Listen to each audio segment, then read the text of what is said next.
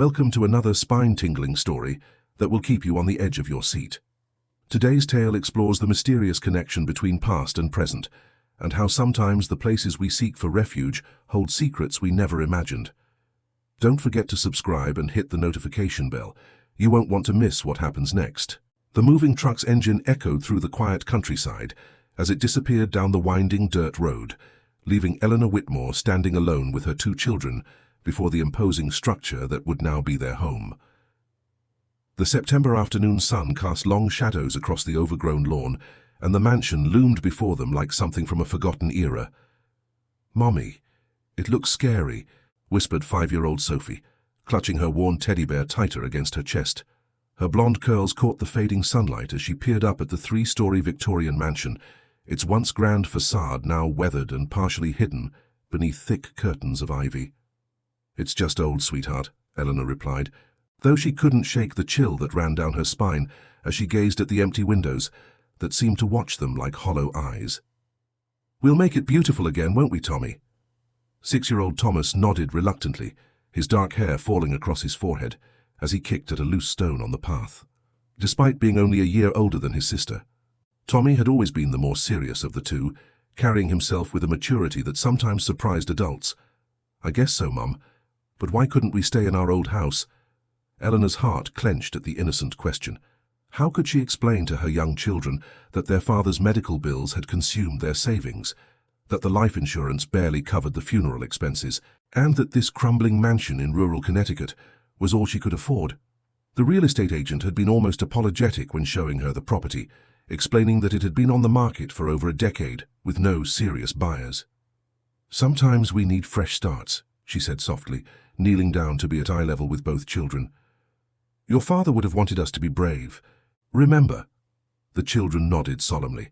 It had been 6 months since David's sudden heart attack had shattered their world, and Eleanor was still learning how to navigate life as a single mother to 2 very young children. At 32, she felt decades older, her auburn hair now showing premature streaks of grey, and her green eyes had lost much of their former sparkle. As they approached the heavy oak front door, Eleanor noticed the intricate carvings that adorned the frame, roses and vines intertwined in an elaborate pattern that spoke of the mansion's former grandeur. The brass doorknob was tarnished with age, but it turned easily in her hand as if welcoming them home. The interior was a study in faded elegance. Dust motes danced in the shafts of sunlight that streamed through tall windows, illuminating hardwood floors that creaked with each step. A grand staircase curved upward to the 2nd floor, its mahogany banister worn smooth by countless hands over the decades. "The electricity and water have been restored," Eleanor announced, trying to inject enthusiasm into her voice as she flipped a switch and watched an ornate chandelier flicker to life. "And look at this beautiful fireplace. We'll have such cozy evenings here."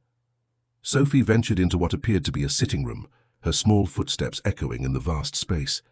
At 5, she was still young enough to see magic in everything, and her eyes widened with wonder as she took in the high ceilings and elegant furnishings. "Mommy, why did the people who lived here before leave all their furniture?" Eleanor followed her daughter's gaze to the sheet-covered furniture that filled the room. The previous owners had apparently abandoned everything when they left, and the current owner, a distant relative who lived in California, had simply wanted to be rid of the property. "I suppose they didn't need it anymore," Eleanor replied, pulling away a dust sheet to reveal an elegant Victorian sofa upholstered in deep burgundy velvet. Despite the years of neglect, the furniture was in remarkably good condition, as if the house itself had been preserving these remnants of its past. Tommy, meanwhile, had discovered a collection of children's books on a low shelf, their colorful spines catching his attention. Even at 6, he was an advanced reader, often preferring books to toys. "Mom, look, there are so many stories here." As the afternoon wore on, they explored their new home room by room.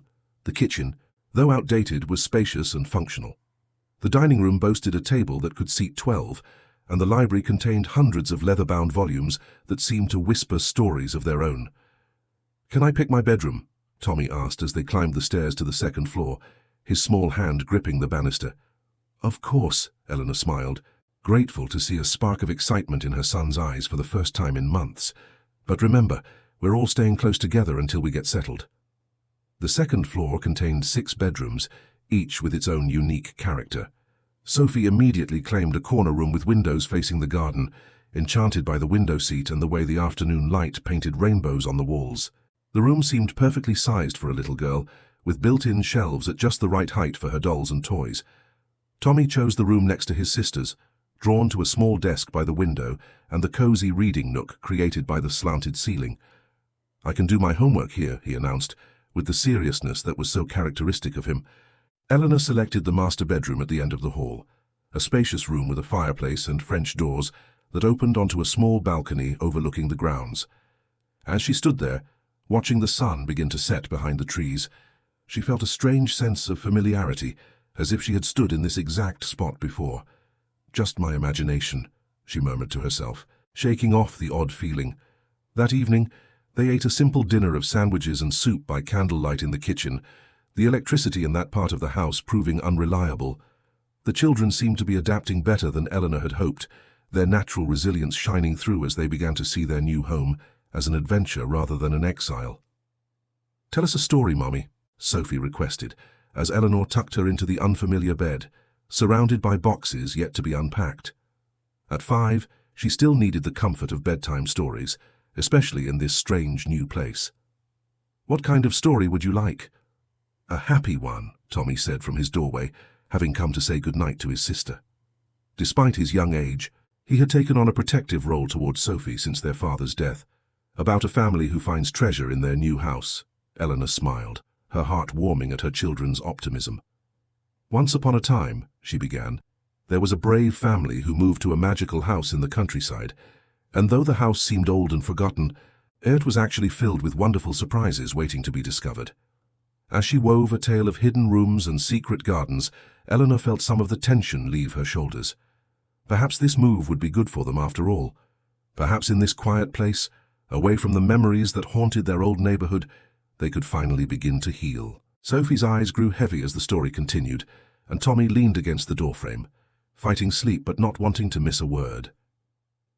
These were still such young children, Eleanor reminded herself, despite how grown up they sometimes seemed in the wake of their loss. But as she kissed her children goodnight and retreated to her own room, Eleanor couldn't shake the feeling that the house was listening to every word, as if it too was waiting to see what surprises lay ahead. Eleanor's first full day in the mansion dawned grey and drizzly, the kind of weather that seemed to seep into one's bones and settle there. She woke early, disoriented for a moment by the unfamiliar surroundings, before memory came flooding back. Through the French doors of her bedroom, she could see the gardens shrouded in mist, giving the entire landscape an ethereal quality. The children were still sleeping when she made her way downstairs to the kitchen, her bare feet silent on the cold hardwood floors. The house felt different in the early morning light, larger somehow, full of shadows and corners that seemed to shift when she wasn't looking directly at them. Coffee helped dispel some of the morning's strangeness, and by the time Sophie and Tommy appeared for breakfast, Eleanor had managed to convince herself that her unease was simply the result of sleeping in a new place. "Can we explore the gardens today?" Sophie asked, pressing her nose against the kitchen window. At 5, everything was still an adventure to her, and the rain had stopped, with weak sunlight beginning to filter through the clouds. "After we finish unpacking your rooms," Eleanor replied, buttering toast and trying to ignore the way the kitchen faucet dripped with a rhythm that sounded almost like footsteps. "We need to make this place feel like home." They spent the morning organizing their belongings, and Eleanor was pleased to see how quickly the children adapted to their new surroundings. Tommy carefully arranged his picture books on the small shelves in his room, creating a miniature library that reflected his love of reading. Sophie delighted in setting up her dolls on the window seat in her bedroom, creating elaborate tea parties with imaginary friends. It was while Eleanor was hanging clothes in the master bedroom closet that she first noticed something odd. The closet was larger than she had initially realized, extending back into what seemed to be unused space. As she pushed aside some of the previous owner's forgotten garments, elegant dresses from decades past that someone had left behind, she discovered a small door at the back of the closet. The door was locked, and though Eleanor searched through the ring of keys the real estate agent had given her, none seemed to fit. She made a mental note to ask about it later, though something about the hidden door made her reluctant to pursue the matter too aggressively. That afternoon, they ventured into the gardens, which proved to be as overgrown and mysterious as the house itself. What had once been formal landscaping had been reclaimed by nature, creating a wild tangle of roses, ivy, and flowering vines that seemed to have a life of their own. "Look, Mommy," Sophie called out, having discovered a small stone bench hidden beneath a canopy of climbing roses. "It's like a fairy garden." Her 5-year-old imagination immediately began spinning tales of magical creatures living among the flowers. Tommy was more interested in the old carriage house that stood at the far end of the property, its doors hanging open to reveal the shadowy interior. "Can we go inside?" he asked, his 6-year-old curiosity overcoming any fear he might have felt. "Maybe tomorrow," Eleanor replied, though she found herself reluctant to explore the outbuilding. There was something about the way the shadows seemed to move within its depths that made her uncomfortable. As the day wore on, Eleanor began to notice other oddities about their new home. Doors that she was certain she had left open would be found closed, and she could swear she heard the sound of children's laughter echoing through the halls, though her own children were always accounted for. "Did you hear that?" she asked Tommy during lunch, pausing as what sounded like footsteps echoed from the floor above. Tommy looked up from his sandwich, his dark eyes serious as he listened intently. Even at 6, he was remarkably observant. "I don't hear anything, Mum. Maybe it's just the house settling." Eleanor nodded, though she wasn't convinced. Old houses did make noises, she reminded herself. It was perfectly normal. That evening, as she was preparing dinner, Eleanor decided to explore the mansion's 3rd floor, which they hadn't yet visited. The narrow staircase that led upward was tucked away behind a door she had initially mistaken for a closet, and it creaked ominously under her weight as she climbed. The 3rd floor consisted of what had once been servants' quarters, small simple rooms with slanted ceilings and dormer windows. Most were empty, containing only dust and the occasional piece of forgotten furniture. But at the end of the hall, Eleanor discovered a door that was different from the others.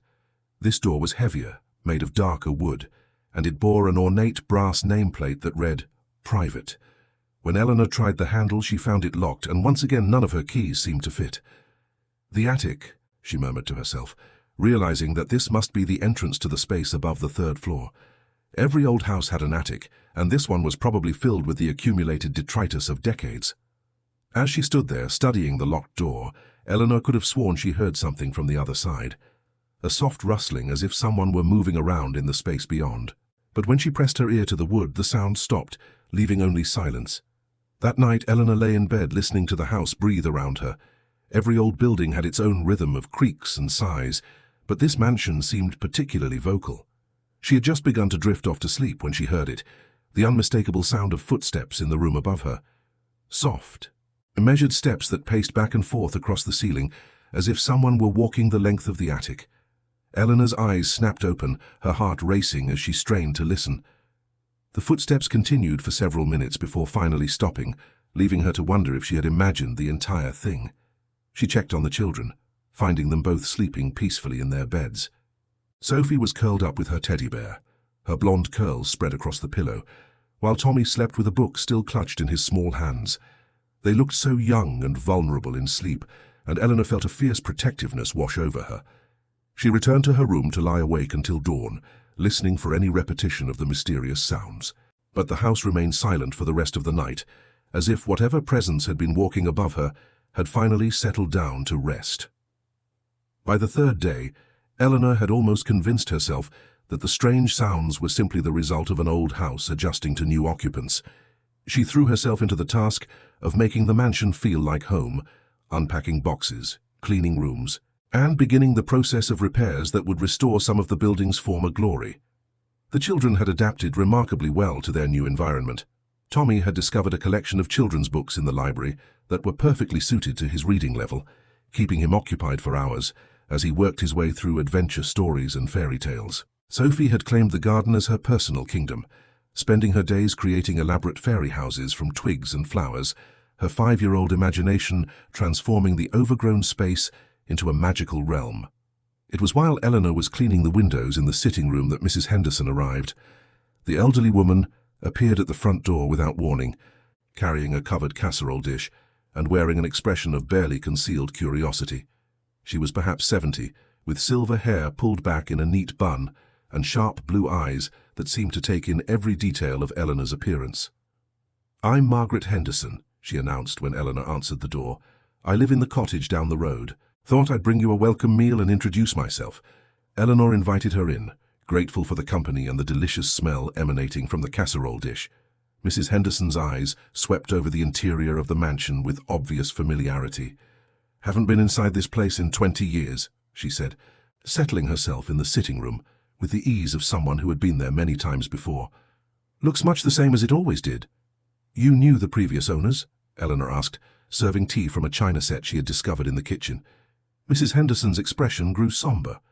"Oh yes, I knew the Ashfords well. Lived here for generations, they did, until—" She paused, seeming to choose her words carefully. "Until the tragedy." Eleanor felt a chill run down her spine. "What tragedy?" "The fire," Mrs. Henderson said quietly.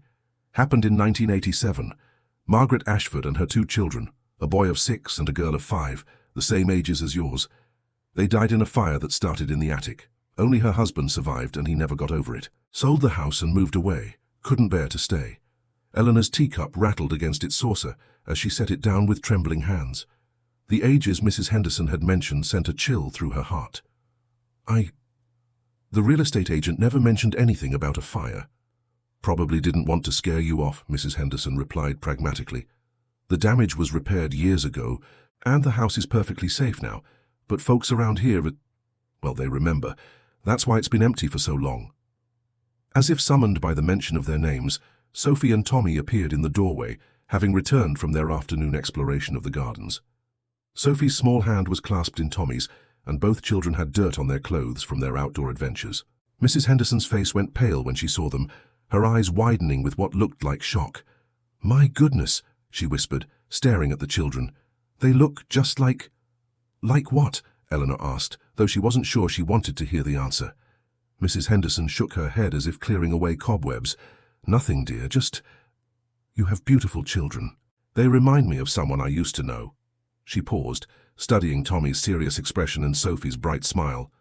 "The resemblance is quite remarkable." After Mrs. Henderson left, Eleanor found herself unable to shake the woman's words. That evening, as she tucked the children into bed, she studied their faces with new eyes. Sophie's blonde curls and bright blue eyes, Tommy's dark hair and serious expression.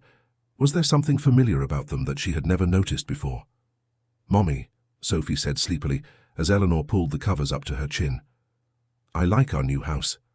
It feels like home." "It does?" Eleanor asked, smoothing her daughter's hair. Tommy nodded from his doorway where he had come to say goodnight to his sister. "It's like we've been here before," he said with the matter-of-fact tone that 6-year-olds sometimes used when stating the obvious. That night, the footsteps returned. Eleanor lay in bed, listening to the soft, measured pace above her head. But this time, instead of fear, she felt a growing determination. She needed to know what was in that attic, needed to understand what was causing these sounds that seemed to occur only when the house thought she was asleep. Slipping out of bed, Eleanor made her way to the 3rd floor, her bare feet silent on the stairs. The door to the attic stood before her, as imposing as ever, its brass nameplate gleaming in the moonlight that streamed through a nearby window. She had tried all her keys, but perhaps there was another way. Eleanor examined the doorframe carefully, running her fingers along the wood until she found what she was looking for, a loose board that, when pressed, revealed a hidden compartment containing a single, ornate key. Her hands shook as she inserted the key into the lock. It turned easily, as if it had been waiting for her touch, and the door swung open with a soft creak that seemed to echo through the entire house. The attic was larger than Eleanor had expected, stretching across the entire length of the mansion. Moonlight streamed through dormer windows, illuminating a space that was far from the dusty storage area she had anticipated. Instead, she found herself in what appeared to be a preserved living space, a child's playroom frozen in time. Toys were scattered across the floor as if children had just finished playing with them. A rocking horse stood in one corner, its painted eyes seeming to follow Eleanor's movement. Dolls sat arranged on miniature furniture, their porcelain faces serene in the pale light. Small chairs and tables were positioned around the room, perfectly sized for young children, but it was the trunk in the center of the room that drew Eleanor's attention. Made of dark wood and bound with brass fittings, it sat open as if someone had recently been examining its contents. With trembling hands, Eleanor approached the trunk and peered inside. What she saw made her gasp and stumble backward. Photographs filled the trunk, dozens of them, showing a family that looked exactly like her own.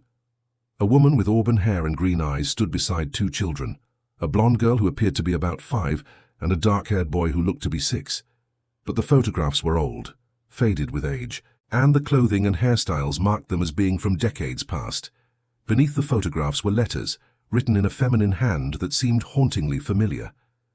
Eleanor picked up one of the letters with shaking fingers and read, "My dearest William, the children are growing so fast. Little Margaret is such a bright 5-year-old, always creating stories and playing with her dolls. Thomas, at 6, is already showing such intelligence and seriousness beyond his years. Sometimes I feel as though we've lived in this house forever, as though we were always meant to be here." The letter was signed Eleanor Ashford, in handwriting that was identical to her own. At the bottom of the trunk, Eleanor found children's toys that made her heart stop. A teddy bear identical to Sophie's, a set of picture books that matched the ones Tommy loved, and a small wooden box containing hair ribbons in the exact shade of blue that Sophie preferred. As Eleanor knelt there, surrounded by the impossible evidence of a life that mirrored her own, she heard a sound that made her blood run cold. Soft footsteps were approaching the attic stairs, and she could hear the voices of children, a boy and a girl, calling out in the darkness. "Mama? Mama, where are you?" Eleanor's heart pounded as she realized the voices belonged to Sophie and Tommy, but when she turned toward the attic door, she saw her children standing there in their nightgowns, their eyes wide with confusion and something that looked like recognition. "Mommy," Sophie whispered, her 5-year-old voice trembling slightly. "I had the strangest dream. I dreamed we lived here before, a long time ago." Tommy nodded solemnly, his 6-year-old face serious in the moonlight. "I dreamed about the fire," he said quietly. "I dreamed we couldn't get out." As Eleanor looked at her children standing in the doorway of the attic, surrounded by the evidence of lives that seemed to echo their own, she finally understood what Mrs. Henderson had seen in their faces, what had made the elderly woman go pale with shock. The house hadn't been waiting for new occupants. It had been waiting for them to come home. Eleanor spent the rest of the night in the attic with her children, examining the contents of the trunk by the light of an old oil lamp they had found on a nearby shelf. Each item they discovered seemed to deepen the mystery, while simultaneously providing pieces of an impossible puzzle. The photographs told a story that spanned decades. The earliest ones showed the mansion in its prime, with a young couple standing proudly before its entrance. As Eleanor studied the images more closely, she could trace the progression of a family's life. Wedding photos, pictures of children taking their first steps, birthday celebrations, and quiet family moments captured in time. But it was the final photographs that made Eleanor's hands tremble. They showed the same woman and children, but the images had a quality that seemed to transcend time. The woman's face was exactly Eleanor's own, down to the small scar above her left eyebrow that she had gotten as a child. The children were perfect matches for Sophie and Tommy, not just in general appearance, but in every specific detail. "Mommy," Sophie said softly, holding up a small diary bound in faded pink leather. "This has my name in it, but it's not my writing." At 5, Sophie was just learning to write her letters, but she could recognize her name when she saw it. Eleanor took the diary with shaking hands and opened it to the first page, where Margaret Ashford, age 5, was written in a child's careful script. As she flipped through the pages, she found drawings and simple words that could have been created by Sophie herself. The same love of flowers and animals, the same way of drawing stick figures with elaborate dresses. Tommy had discovered a collection of school papers and drawings that bore the name Thomas Ashford, age 6, and showed the same neat handwriting and careful attention to detail that characterized his own schoolwork. "Mum," he said quietly, "this boy liked the same books I do. Look." He held up a list written in a child's hand that included all of his favorite stories. "I don't understand," Eleanor whispered, though part of her was beginning to understand all too well. As dawn broke over the mansion, Eleanor made a decision that surprised even herself. Instead of packing up and fleeing from the impossible situation they had discovered, she felt a strange sense of peace settling over her. The house had indeed been waiting for them, but not in the sinister way she had initially feared. Over the following days, Eleanor began to research the history of the mansion and the Ashford family. What she discovered in the local library and historical society records painted a picture that was both tragic and beautiful. The Ashfords had been a loving family, deeply connected to their home and community. Eleanor Ashford had been a kindergarten teacher, beloved by her young students, and known for her patience and creativity with children. Her husband William had been a pediatrician who often treated children regardless of their family's ability to pay. Their children, Margaret and Thomas, had been bright, happy children who were well known in the community for their good manners and kind hearts. The fire that had claimed their lives had been a tragic accident, a lightning strike during a severe storm that had ignited the attic and spread quickly through the old wooden structure. The family had been trapped on the upper floors, and despite the efforts of the local fire department, only William had survived. But as Eleanor delved deeper into the records, she discovered something that made her heart race. Eleanor Ashford had been pregnant at the time of her death, and the child she was carrying had been due in the spring of the following year, exactly when Eleanor herself had been born. The pieces of the puzzle began to fall into place in a way that defied logical explanation, but felt absolutely right in Eleanor's heart. She began to understand that some connections transcend the boundaries of time and death, that love and family bonds can create patterns that repeat across generations. Mrs. Henderson became a frequent visitor, and Eleanor gradually learned more about the woman's connection to the Ashford family. Margaret Henderson had been Eleanor Ashford's best friend and teaching colleague, and she had been the one to find William Ashford after the fire, helping him through his grief and eventual departure from the area.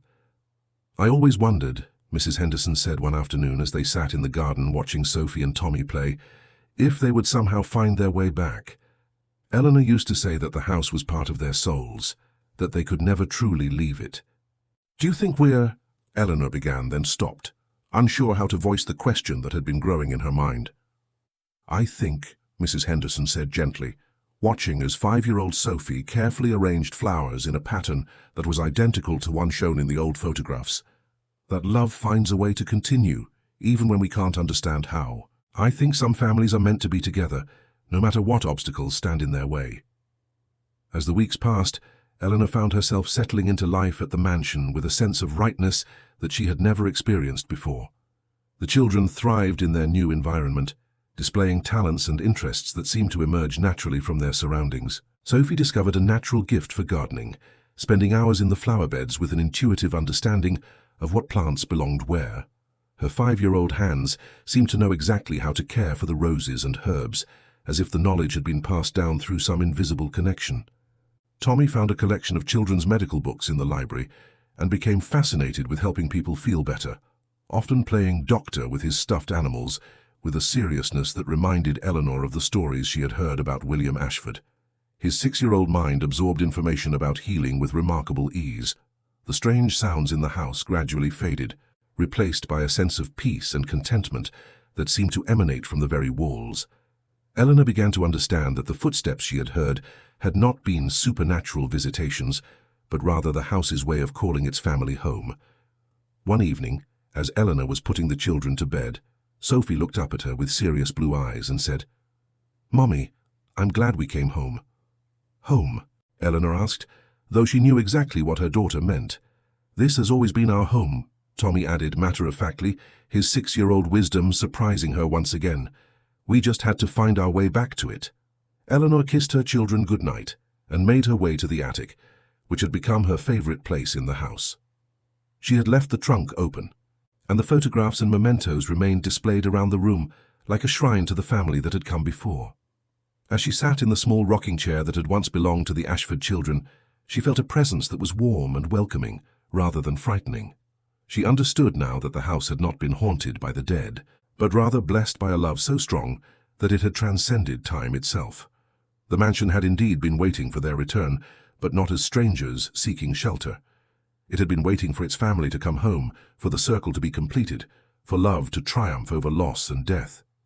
Eleanor picked up one of the photographs of Eleanor Ashford with her young children and studied the faces that were so like her own family's. "Thank you," she whispered to the woman in the picture.